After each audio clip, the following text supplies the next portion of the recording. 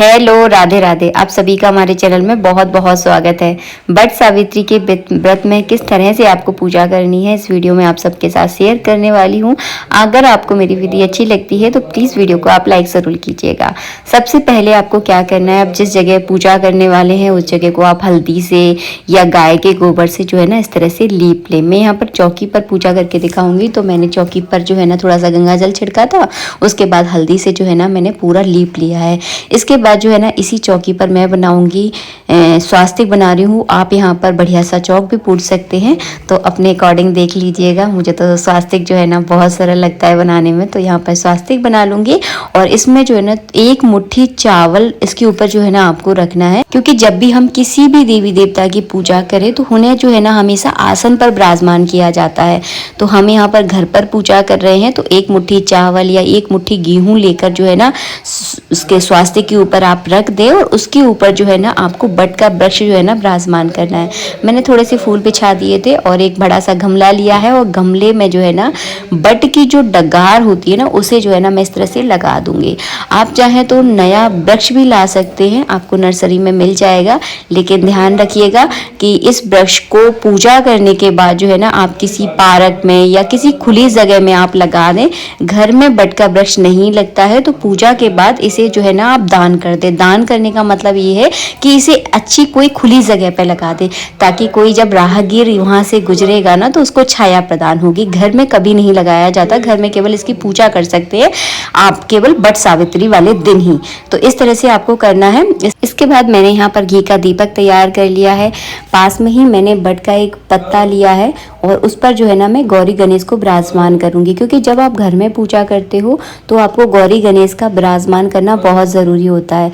अगर आप बट के वृक्ष के नीचे पूजा कर रहे हैं, मतलब कि बाहर जाकर पूजा कर रहे हो, तो वहाँ पर गौरी गणेश का विराजमान आपको करने की ज़रूरत नहीं होती, क्योंकि बट वृक्ष जो है ना वहाँ से जड़ से लगा हुआ होता है, उसकी शाखाएं जगह जगह फैली होती है, तो वो अपने आप में प्रधान देवता हो जाती है। लेकिन अगर आप घर में पूजा कर रहे हैं तो आपको गौरी गणेश की स्थापना करना ज़रूरी होता है। तो मैंने यहाँ पे 2 सिपाड़ी ले लिए, सिपाड़ी के रूप में गौरी गणेश विराजमान कर लिए। अगर आपके पास गौरी गणेश है तो उनको भी आप विराजमान कर सकते हैं।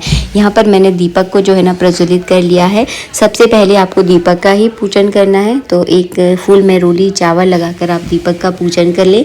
ये ज़रूरी होता है, सबसे पहले दीपक का ही पूजन किया जाता है।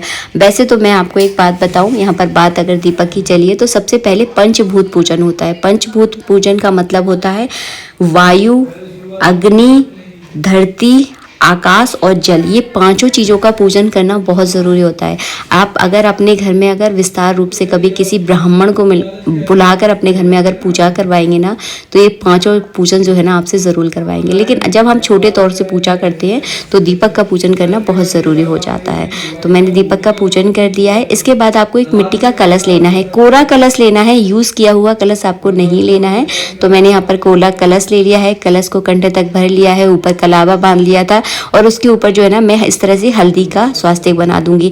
हो सके इस पूजा में आप ज़्यादातर हल्दी का यूज़ करें, क्योंकि हल्दी जो है ना हमारे भारतीय संस्कृति में जो है ना बहुत पवित्र जो है ना मानी गई है, और हर मांगलिक कार्य में ना यूज़ की जाती है। सुहाग की निशानी भी जो इसको कहा जाता है।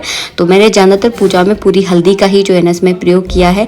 थोड़ा सा पानी जो है ना इसी कलश से आपको बट वृक्ष में देना है, तो जितनी ज़रूरत हो उतनी दे, बहुत ज़्यादा ना दे, क्योंकि केवल इसमें हमने डगार ही लगाई है, तो बहुत ज़्यादा जल की ज़रूरत नहीं है। तो थोड़ा सा जल जो है ना हमने इसमें दे दिया है, और इस कलश को जो है ना हम बट वृक्ष के बगल में ही जो है ना रख देंगे, और चावलों के आसन के ऊपर रखना है, डायरेक्ट नीचे ना रखें। और इसके ऊपर जो है ना एक फल आपको रखना है, आप खरबूजा रख सकते हैं या आम रख सकते हैं। इसके बाद यहाँ पर जो है ना मैं कर रही हूँ गौरी गणेश का पूजन। तो यहाँ पर मैंने कलावा रूपी वस्त्र अर्पित कर दिए हैं, गणेश जी को जनेऊ चढ़ा दिया है, हल्दी चंदन से जो है ना तिलक कर दिया है, चावल चढ़ा दिए हैं, फूल चढ़ा दिए हैं। जैसे कि आप अक्सर हर पूजा में गौरी गणेश का पूजन करते हैं, सेम वैसे ही करना है।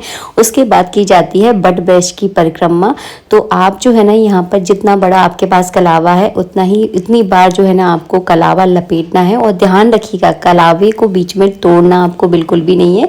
अगर आपका कलावा पूरा हो जाता है तो बट वैसे ही उसको लपेट दें। और हाँ, कम से कम 11-21 परिक्रमा ज़रूर करें। वैसे पहले के ज़माने में तो 108 परिक्रमा की जाती है। कहते हैं जिस प्राचीन पेड़ की जितनी ज़्यादा परिक्रमा की जाती है उतना ही गुना हमें फल प्राप्त होता है। जैसे कि पीपल के वृक्ष की, आंवले के वृक्ष की, बट वृक्ष की, तो परिक्रमा करने का बहुत महत्व होता है। आप घर में कर रहे हैं तो कम से कम 11 ज़रूर करें। और जब भी आपको वक्त मिले तो आप बट वृक्ष के नीचे जाकर कम से कम 108 परिक्रमा ज़रूर करें। अगर आपके अंदर सामर्थ्य है तो अपने हिसाब से देख लीजिएगा। इसके बाद मैंने थोड़ी सी हल्दी ली है और इस हल्दी को अपने हाथों में लगाकर जो है ना बट वृक्ष के गमले के ऊपर अपने हाथे जो है ना लगाए जाते हैं। आपको याद आ गया होगा अपनी शादी के टाइम जो है ना आपने इस तरह से हाथे लगाए होंगे अपने घर में, तो इसी तरह से हाथे लगाए जाते हैं। इसके बाद आपको क्या करना है, अपनी सुहाग लेना है। तो क्या करना है, छोटी वाली जो आपकी उंगली होती है उसको जो है ना रोली या कुमकुम जिसे कहा जाता है उससे जो है ना बट वृक्ष से छुआ कर जो है ना आपको अपने 3 बार अपनी मांग भरनी है और अपने मस्तक पर जो है ना सिंदूर लगाना है। पार्वती माता पर भी आप ज़रूर लगाइएगा। इसके बाद बट सावित्री व्रत की आपको कथा सुननी है। अगर आपको कथा नहीं आती है तो सभी व्रतों की और त्योहारों की एक पुस्तक आती है बाज़ार में, जो कि मेरे पास भी है, कभी किसी वीडियो में आपको दिखा दूंगी। तो आप इस तरह की पुस्तक अपने घर में ज़रूर रखें। हर तीज त्योहार के बारे में एक तो आपको जानकारी हो जाती है और दूसरी बात आपको जो उनकी कथा होती है ना वो भी आप आसानी से पढ़ सकते हैं।